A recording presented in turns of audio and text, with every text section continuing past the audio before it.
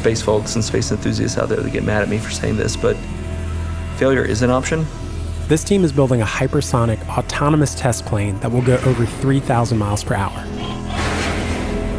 We are pushing the envelope, with the ultimate goal of making passenger airplanes 6 times faster than they are today. Success is a possible outcome. Is it the most likely outcome? No. We just keep moving, little bit by bit, until we will this into existence. We are in Atlanta, Georgia right now on location at Hermeus, which is a hypersonic aircraft company. They're building an aircraft which can travel 5 times the speed of sound, and I'm just super excited to check it out. I should add, I'm super excited because I actually studied aerospace engineering in college. Yes, your typical first step to storytelling, I know. That's my voice. Yeah. Anyways, I really geek out on this stuff.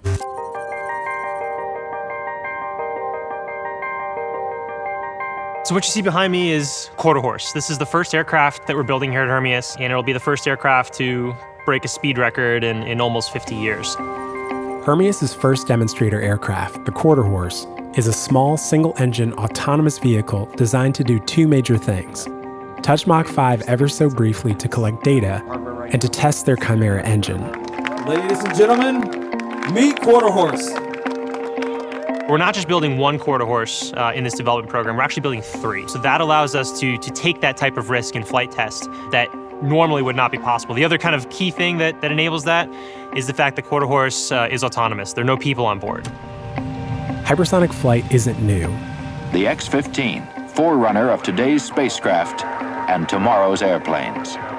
See how these planes are being dropped mid-flight from another airplane? They're powered by rockets. That's how we've been achieving hypersonic for the last 50 years. But Hermeus is trying to do something different. Build an aircraft that can take off from sea level, hit hypersonic speeds, and land to be reused, all while using 1 jet engine. The way you would design an aircraft to take off and land, and an engine to do that, is kind of at the opposite end of a spectrum from the optimum high-speed aircraft. You have all these different kind of constraints pulling you in different directions. So you have to make all these design compromises to get something that can both take off, break the sound barrier, and accelerate it at high speed, all in one set of hardware. An example of this is with a high-speed aircraft like the X-15 that has a wing designed to reduce drag at increased speeds. But at lower speeds, those same features are undesirable because they reduce lift. The actual Quarter Horse vehicle, the challenges with it are we're trying to build something as small as possible to prove out that we can hit Mach-5. This is Danielle. She's the head engineer of Quarter Horse. We have to be kind of equally bad at everything. If we're really good at going fast, we'll have a really hard time going through that transonic region. We won't be able to get through it, and we'll be stuck at Mach 1.2. Supersonic flight is anything above the speed of sound, referred to as Mach 1, about 760 miles per hour at sea level. Hypersonic flight is anything above Mach 5, 5 times the speed of sound, which is about 3,800 miles per hour at sea level. Today, your standard commercial jet moves you from New York to LA at about 500 miles per hour. You guys have a landing gear because you're taking off from the ground. Mm-hmm. And that's unique. Yeah. You know, you're not just dropping this from Oh, it would make it so aircraft. much easier if we could If you just didn't have drop to deal it. with it. Yeah, if we didn't have to land the thing, it would be so much easier. Yeah.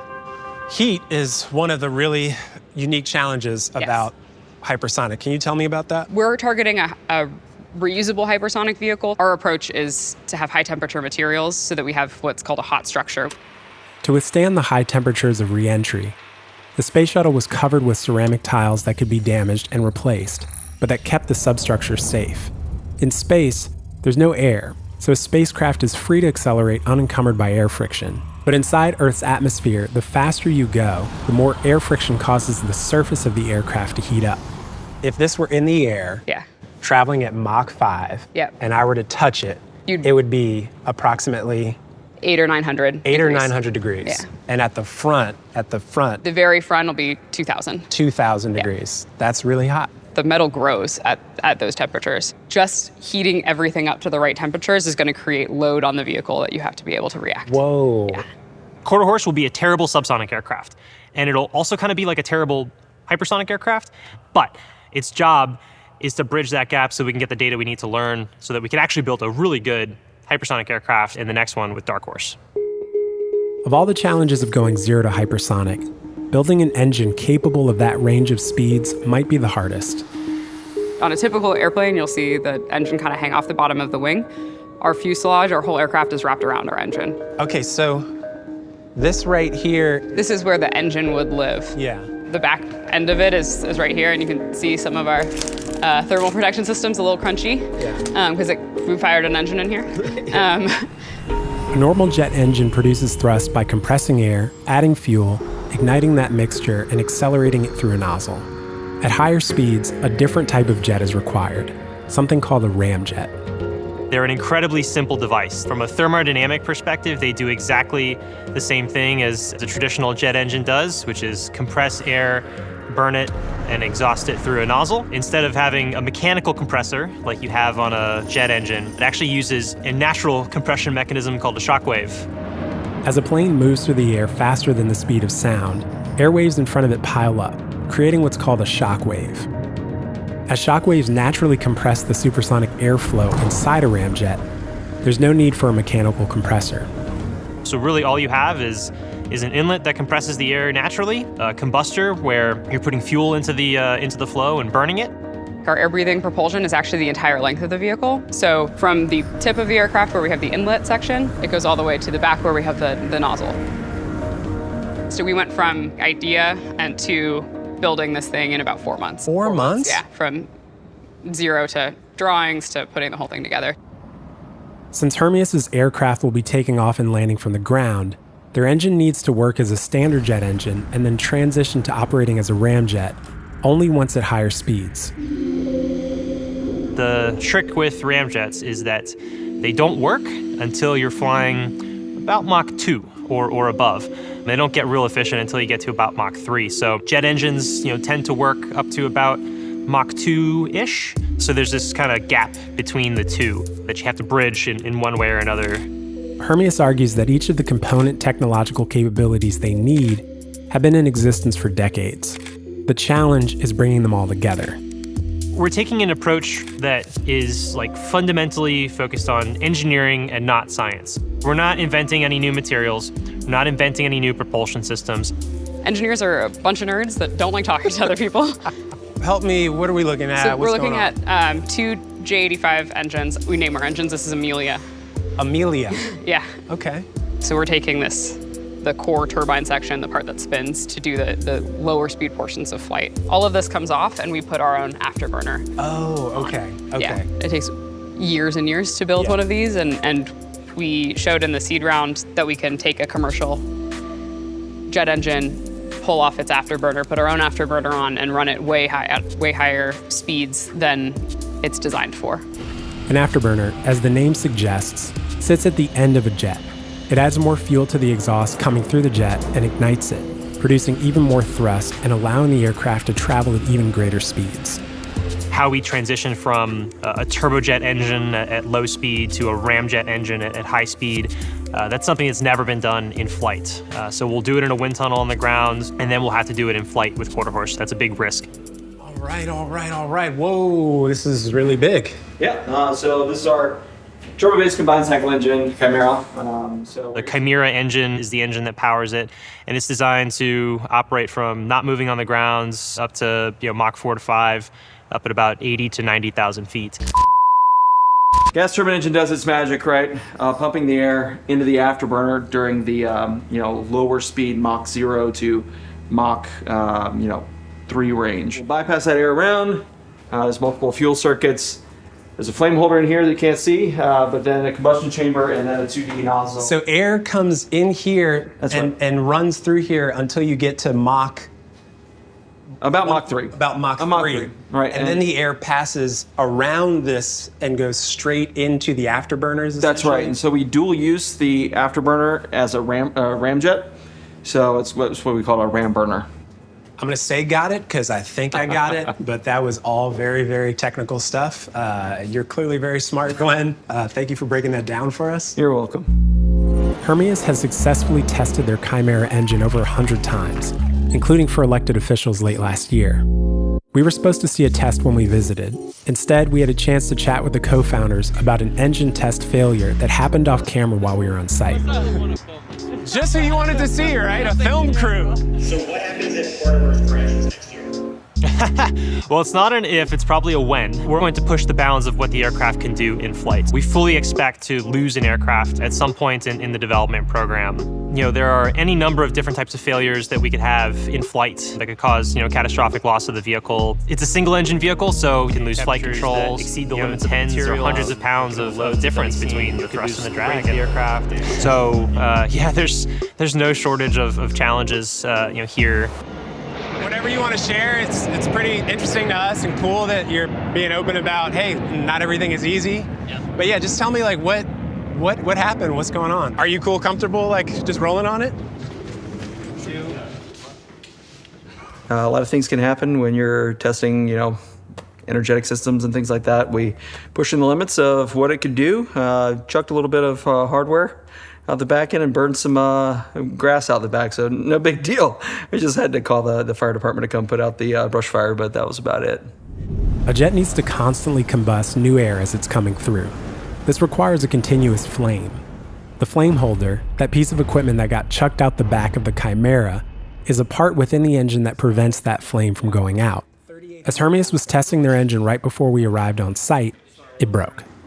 Whenever you lose a piece of hardware, it can seem like really, really bad, but given the way that we did it, it was very intentional. This was specifically a component that we saw indications that it wasn't sufficient, and so we wanted to see and push the life on it. We have the replacement hardware in work.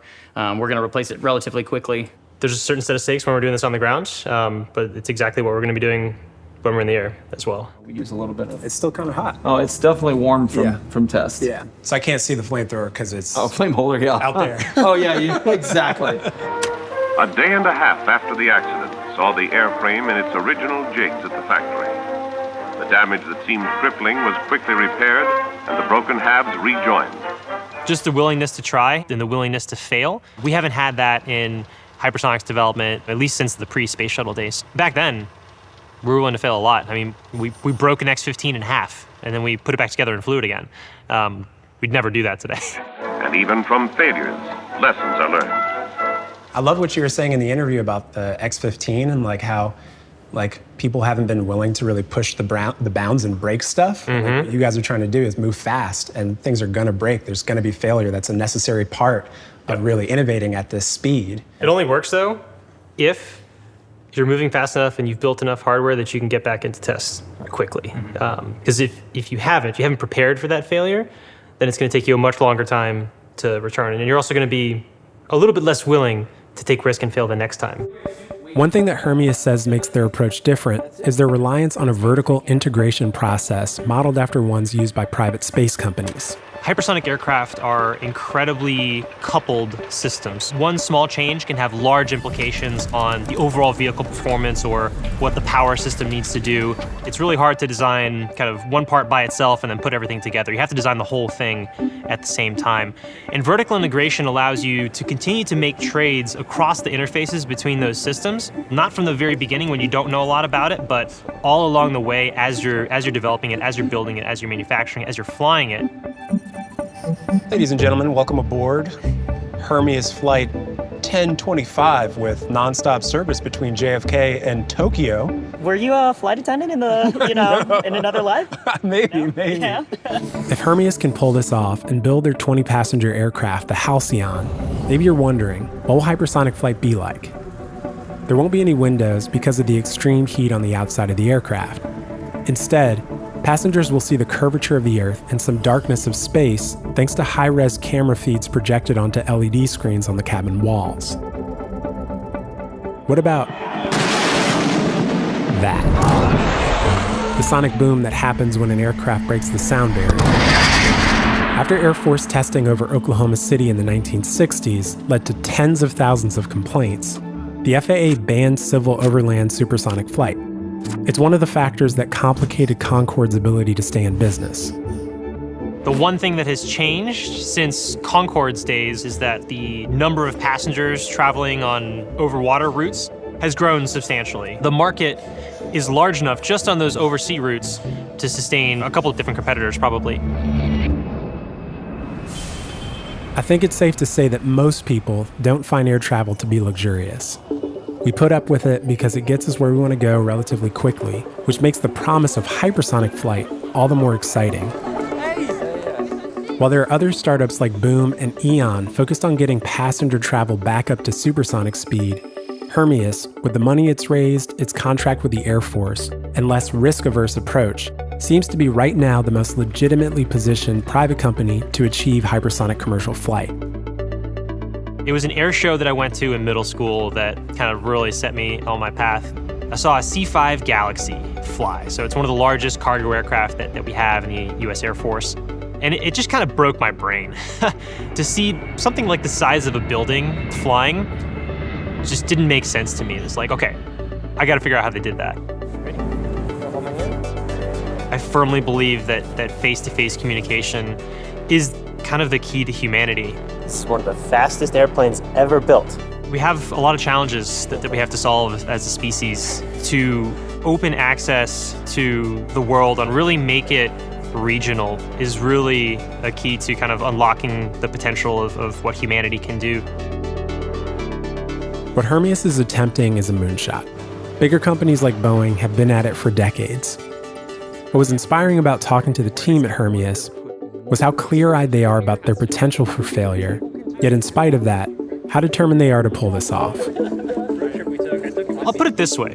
Failure is still the most likely outcome. And every day, that inches a little bit closer to success. And there'll be days when we go the other direction, where we learn something we didn't know, where we fail in a test and we take a step back. I don't see a way where this isn't physically possible. Now it comes down to execution. So we're here on set. What's up, man? At Hermeus. Now I feel like a presenter now. Sunglasses or no sunglasses? I'm not live. I'm here. I'm live. Coming to you live and direct.